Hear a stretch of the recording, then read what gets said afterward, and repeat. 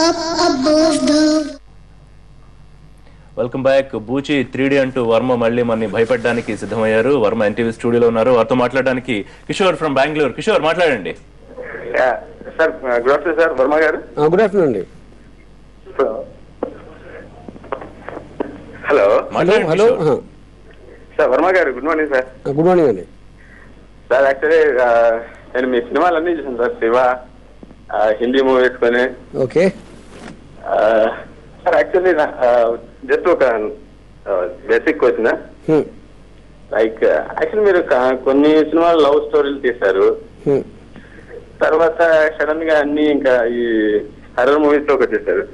So financial గా మీరు అవి కమర్షియల్ గా ఆడట్లేదు అని చెప్పి వీటికి అయ్యారా, లేకపోతే డిఫరెంట్ వర్షన్స్ అంటే ఒక పీరియడ్ ఆఫ్ టైమ్ లో హర్రర్ మూవీస్, ఇంకో పీరియడ్ ఆఫ్ టైమ్ లో మామూలు మన కమర్షియల్ లవ్ స్టోరీస్, తర్వాత కాలేజ్ బ్యాక్గ్రౌండ్ అన్న స్టోరీస్ ఇలా ఎంచుకుంటున్నారు? ఐ మీన్ కమర్షియల్ గా హిట్ అవ్వడం కోసం మీరు అట్లా డిఫరెంట్ వర్షన్స్ రిలీజ్ చేస్తున్నారా ఎట్లా?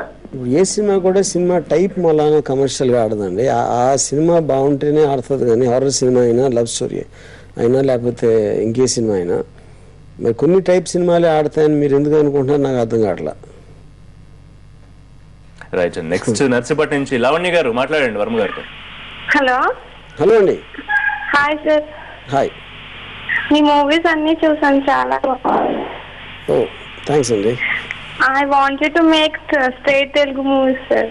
Straight Telugu movies? Okay sir, అంటే కంటిన్యూ చేయాలి అని చెప్పి. Okay okay నల్సి.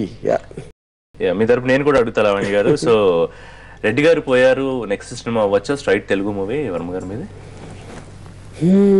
Not really, not necessary, but my intention definitely to do that film. కానీ ఎప్పుడు చేస్తాననే తెలియదు. అండ్ దాని గురించి ఆల్రెడీ స్టార్ట్ చేసేవారా? వర్క్ స్టార్ట్ అయింది, స్క్రిప్ట్ వర్క్ స్టార్ట్ అయింది. Right. Next Satish from Bengaluru. మాట్లాడండి సతీష్ గారు. హలో. హలో అండి. సార్ ఎలా ఉన్నారు? నేను ఎప్పుడు బాగానే ఉంటానండి. మీరు ఎప్పుడు బాగుండాలి.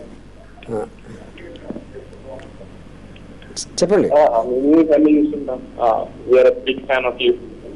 Thanks sir. నెక్స్ట్ ఏమన్నా any love story kind of cinema ఏమన్నా ప్లాన్ చేస్తున్నారా? మీరేమన్నా లవ్ లో ఉన్నారా ఇప్పుడు? లేదు సార్. మరి మీకేం లవ్ స్టోరీ మీద ఏమి ఇంట్రెస్ట్ అండి? సారీ కాదు, మీరు లవ్ లో లేనప్పుడు మీకెందుకు లవ్ స్టోరీ మీద ఇంట్రెస్ట్ అంటున్నా? నేను లవ్ లో లేదు కాబట్టి ఎనీ కైండ్ ఆఫ్ మీరు తీసుకున్నారేమో అడిగారు. నేను లవ్ లో పడినప్పుడు తీస్తాను సినిమా లవ్ స్టోరీ.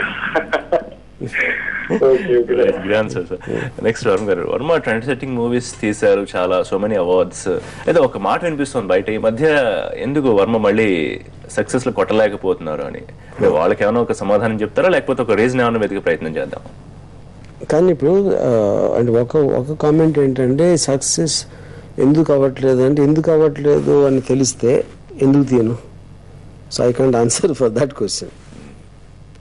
అండ్ రెండోది వాళ్ళు అన్న దాని మీద కామెంట్ అంటే ఇప్పుడు ప్రతి ఒక్కరికి నోరు ఉంటుంది, దానికి అభిప్రాయం ఉంటుంది.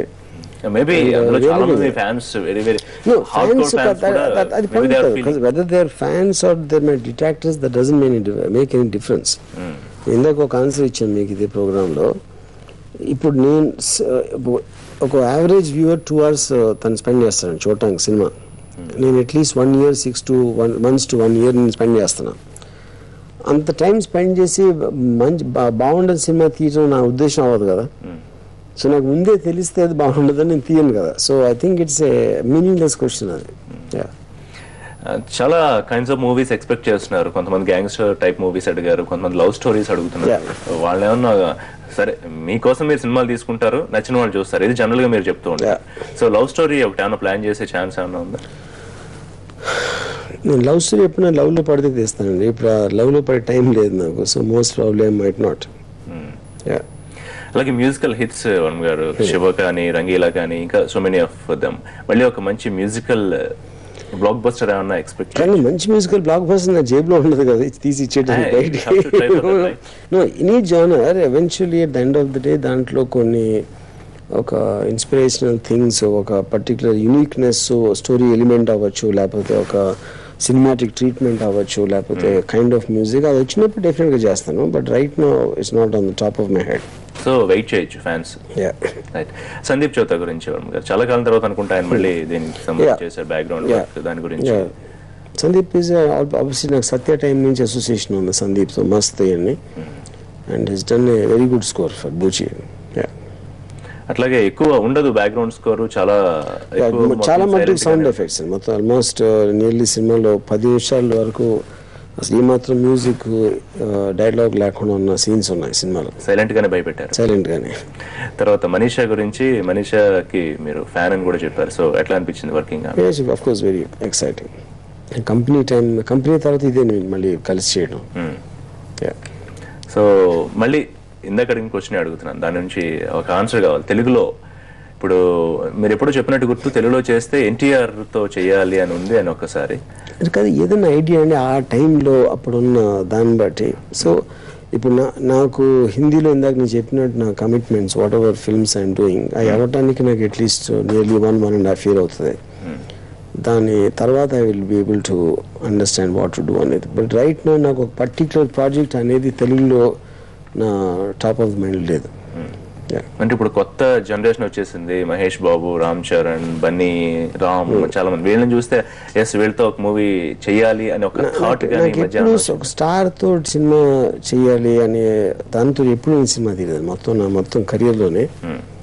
So when I have a script, when I think that somebody is correct, అప్పుడు నేను అప్రోచ్ అవుతాను. కానీ ఫలానా మనిషితో తీయాలి అనేది నాకు తెలిసిన కెరీర్ మొత్తంలో శ్రీదేవి గారితో ఉండేది, అది అమితాబ్ బచ్చన్ గారితో ఉండేది. After that I only did films whoever I felt like. అంటే తీసిన వాటిలో కూడా కొంతమంది స్టార్స్ ఉన్నారు. మీరు స్టార్స్ ఉండటం అనేది నేను చెప్పేది, కానీ వాళ్ళు స్టార్స్ గా ఇప్పుడు వాడలేదు నా పాయింట్. అది వాళ్ళు స్టార్డమ్ యూజ్ చేయలేదు. వాళ్ళని యాక్టర్ గా వాడాను, కానీ స్టార్డమ్ అని దృష్టిలో పెట్టుకున్నట్టు చేయలేదు నేను సినిమా. మీరు చాలా సందర్భాల్లో చెప్పారు, మీ బుక్ లో కూడా ఐన్ ర్యాండ్ ప్రస్తావన వచ్చింది. అలాగే మరో రైటర్ రామ్ నారాయణమ్మ, మీరు రంగనాయకమ్మ. సో రెండు డిఫరెంట్ స్ట్రీమ్స్ కదా వర్మ గారు. ఒకళ్ళు నేను నాది అని ఒకళ్ళు ఉంటుంది, అందరూ ఒక కమ్యూనిజం పద్ధతి ఒకటి ఉంటుంది. బట్ రెండు ఎట్లా difference is not about similarity అని. ఇప్పుడు మీరు ఒక మనిషిని మీరు అడ్మైర్ చేసినప్పుడు వాళ్ళ పాయింట్ ఆఫ్ వ్యూ మీరు అడ్మైర్ చేస్తున్నారు, కానీ that doesn't mean that you have to take that. ఆ దృష్టితో నేను ఎప్పుడు చూడలేదు. రంగనాయకమ్మ గారు రామాయణం రాసినప్పుడు రామాయణాన్ని అలాంటి పాయింట్ ఆఫ్ వ్యూ ఉండొచ్చు అనేది నాకు ఎప్పుడు తట్టలేదు. సో వెదర్ ఆవిడ ఉద్దేశం ఏంటిది రాయటానికి, to make a proudly point for communism అనేది నా పాయింట్. I don't see it like that. So ఇప్పుడు ఫిలాసఫర్ నీషే ఏం చెప్పంటే the no facts, only interpretations. మీరు చెప్పేది మీరు చెప్తారు, నాకు అర్థమవుతుంది. నేను నమ్మేది నేను నమ్ముతాను, నేను తీసుకునేది నేను తీసుకుంటాను. అలాగే నేను ఏ ఫిలాసఫీని నమ్మను, అన్ని ఫిలాసఫీ నుంచి కొంచెం తీసుకుని దాన్ని బాటిల్ వేసి దాన్ని మిక్స్చర్ చేసి నాకు సరిపడినట్టు నేను అన్వయించుకుంటాను. సో అలాగ ఉన్న మిక్స్చర్లో నాకు Ayn Rand and Ranganayakamma 2 people. Next కాల్తో మాట్లాడదామండి. రాజు గారు నమస్తే, మాట్లాడండి వర్మ గారితో. Hi Varma. How are you? Hi.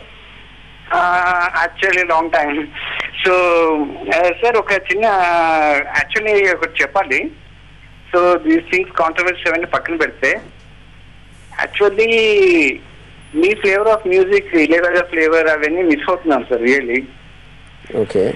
So ఒకసారి ఆ ఓల్డ్ మెలోడీస్ లైక్ 90s లో మ్యూజిక్ అసలు ఇప్పుడు రియల్లీ వీఆర్ మిస్సింగ్. ఓకే.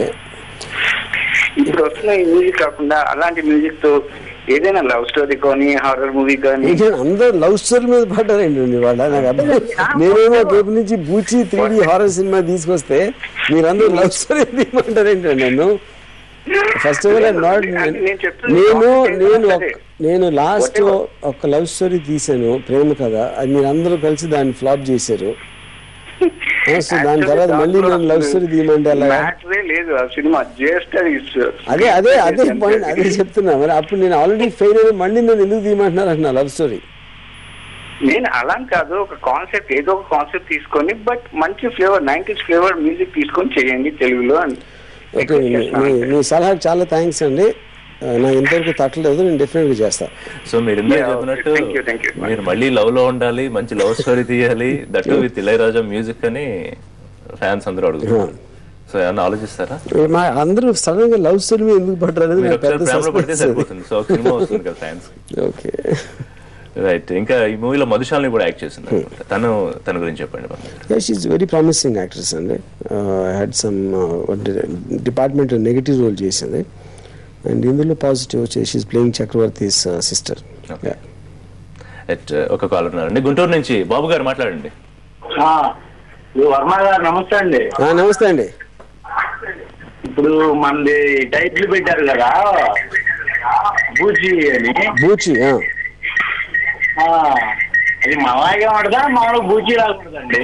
మనలాగే ఉంటుందా? మన అంటే నీది నీరు నాలాగా ఏం అర్థం కదా. టైప్ ఆఫ్ గా అనేది నువ్వు టైప్ గా తీస్తావు కదా, మనలాగా అంటే నాలాగానే. ఓహో థ్యాంక్స్. మీరు చిన్నప్పుడు బూచి విన్నారా? పేరు ఎప్పుడైనా విన్నారా? మీ అమ్మ ఎప్పుడైనా భయపెట్టారా? విన్నామండి. అంటే మా బూచీలు వేరు, నీ బూచీలు వేరుగా. నీ బూచి ఏంటి చెప్పండి, దాన్ని బట్టి చెప్తాను ఈ బూచి ఏంటో. నువ్వు ఒక టైప్ గా తీస్తావు కదా సినిమాని, అందుకని. కానీ మీరు ఏ టైప్ లో ఆలోచిస్తారు? మీ టైప్ ఏంటని అడుగుతున్నా. మామూలుగా మా టైప్ అంటే జనరల్ గా చూస్తాం, నీదైతే కొద్దిగా ఎదురు చూస్తా ఉంటాం కానీ గురించి. రైట్. చూడండి బాబు గారు, ఒకవేళ మీ టైప్ తో మ్యాచ్ అయిందో లేదు చూడండి బూచి చూసి. నెక్స్ట్ కాలర్ గణపతిరాజు గారు మాట్లాడండి. హలో గణపతిరాజు గారు చెప్పండి. రామ్ గోపాల్ వర్మ గారు, నేను గణపతిరాజు విజయవాడ నుంచి మాట్లాడుతున్నానండి. ఓకే అండి. మీ ఫాదర్ కృష్ణరాజు గారితో నాకు ఇది వరకు అన్నపూర్ణ స్టూడియోలో పరిచయం ఉందండి. ఓకే అండి. ఇప్పుడు ప్రతి డైరెక్టర్ మీలో ప్రతిభ ఉంది, అది ఎన్ని సినిమాల వరకు పరిమితం అంటే ఒక 10 సినిమాల వరకు పరిమితం ఉంటుందండి. అలాగే ప్రతి మనిషిలోని ఒక 10 ఒక 20 ఐడియాస్ ఉంటాయండి, అంతకు మించి ఉండవు. అటువంటి ఐడియాస్ మీరు దయచేసి తీసుకోండి. ఓహో, ఎక్కడి నుంచి? మీ దగ్గర నుంచి. మీలాంటి గొప్ప డైరెక్టర్ అందరూ ప్రతి వాళ్ళు విజయవాడలో ఎవరు చెప్పినా ఆయన ఒక డిఫరెంట్ అంటారు. ఆ డిఫరెంట్ కూడా మిగతా వాళ్ళ దగ్గర నుంచి మీరు తీసుకోండి. తీసుకుంటే మీరు మీలాంటి డైరెక్టర్ వరల్డ్ ఎక్కడ లేదు నాకు తెలుసు. అయితే కానీ నాకు అర్థం లేదు, ఈ 10-20 ఐడియాలు వేరే వేరే దగ్గర తీసుకోమంటారు నన్ను. తీసుకోవాలండి, ఐడియాస్ తీసుకోండి. అంటే కొంతమంది దగ్గర నుంచి కొన్ని ఐడియాస్ మీరు క్యాప్చర్ చేసుకోగలిగితే, అంటే మీరు అన్ని తెలిసేనా అనుకోవచ్చు, మీకు అన్ని తెలిసేది మేము కాదు. నుంచి కొంచెం ప్రత్యేక సలహాలు తీసుకుని మీరు ముందుకెళ్ళండి. చాలా బ్యూటిఫుల్ సినిమాలు తీయగలరు, ఆ కెపాసిటీ మీకు ఉందండి. థ్యాంక్స్ గణపతిరాజు గారు. ఇది సూపర్ ఐడియా అండి యాక్చువల్ గా. అంటే నాకు అర్థమైంది ఏంటంటే చాలా మంది దగ్గర నుంచి వాళ్ళు 10-20 అన్ని తీసేసుకుని మనం గడిపేయాలి లైఫ్ అని. ఇది సూపర్ ఐడియా. ఇది ఒక్క idea is worth 1000 ideas. Right. అంటే వాళ్ళు ఏదో చెప్పాలనుకుంటున్నారు అంటే వర్మ నుంచి విపరీతమైన సక్సెస్ఫుల్ మూవీస్ వరుసగా ఒక 4-5 వస్తే గానీ వాళ్ళు ఆకలి తీరేటట్లేదు. సో అందుకే ఆయన ఐడియా బ్యాంక్ ఐడియా చెప్పుంటారు. సో వర్మ గారు, ఐన్ ర్యాండ్ ఎఫెక్ట్ ఎక్కువగా ఉంది జనరల్ గా అనుకోవచ్చా మీ మీద? Definitely lot. Next Sunny Leone తో మూవీ కాంబినేషన్. ఐన్ ర్యాండ్ నుంచి స్ట్రైట్ గా సన్నీ లియోన్ వచ్చారా? ఏంటి ఏదో సినిమా తీయను శృంగారం కన్నా ఏదో భూత్ భయానక్ సంథింగ్. సన్నీ లియోన్ తోటి నేను హారర్ సినిమా తీస్తున్నాను అని ఏదో ఒక వార్త వచ్చిందండి బాంబే మీడియాలో. సో దానికి ఏం చెప్పానంటే Sunny Leone is about sexuality, Bhoot is about horror. 2 separate డ్రింక్లు. నేను ఆ డ్రింక్లు ఎప్పుడు మిక్స్ చేయనని చెప్పాను. Right. So immediate after Bhoochi 3D next movie ఏదో చెప్పగలుగుతారా? 26/11 అప్రాక్సిమేట్లీ ఎంత టైం పడుతుంది? It will take around 3 months అండి. 3 to 4 months. Right. All the best Varma గారు. Thank you so much. Thanks for coming studio. ఇది బూచి 3D రాబోతోంది. ఈ నేపథ్యంలో Ram Gopal వర్మతో special live show. Thanks for watching. Stay tuned.